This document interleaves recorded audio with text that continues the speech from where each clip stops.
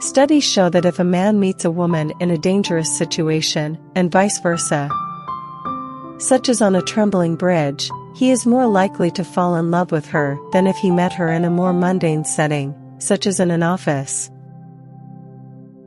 Women around the world are more likely to fall in love with partners with ambition, education, wealth, respect, status, a sense of humor, and who are taller than they are.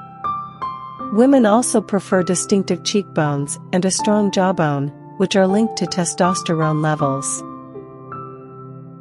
The enduring symbol of love. Cupid, or eros, is said to have come from chaos, the yawning void, and represents the primitive forces of love and desire.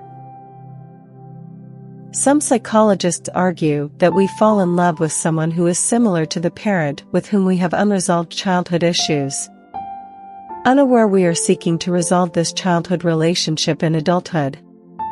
Getting dumped often leads to frustration attraction, which causes an individual to love the one who dumped him or her even more. Timing significantly influences love. Individuals are more likely to fall in love if they are looking for adventure, craving to leave home, lonely, displaced in a foreign country, passing into a new stage of life, or financially and psychologically ready to share themselves or start a family. Researchers looked at a group of people and found that those who were thinking about love said a specific kind of food was sweeter than those thinking about jealousy or something neutral.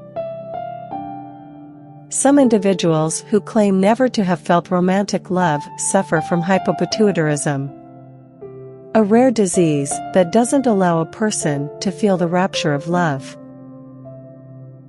There's evidence that when looking for a fling, the body wins over the face on a physical attraction basis. The opposite is true, however, for those who are looking for a long-term relationship partner. Engagement rings are often worn on the fourth finger of the left hand because the ancient Greeks maintained that that finger contains the vena amoris, or the vein of love, that runs straight to the heart. Research has provided evidence that intense, traumatizing events, such as a breakup, divorce, loss of a loved one, physical separation from a loved one, or betrayal, can cause real physical pains in the area of one's heart. This condition is called the broken heart syndrome. It is estimated that romantic love, which is linked with euphoria, dependence, sweaty palms, butterflies, and alike, only lasts about a year. After that first year begins the so-called committed love stage. The transition is linked with elevated neurotrophin protein levels in newly formed couples. Oxytocin, the so-called love or cuddle hormone, is produced during an embrace or cuddle. Studies show that people at an early stage of love have lower levels of serotonin, which is associated with feelings of happiness and well-being, and higher levels of cortisol, associated with stress.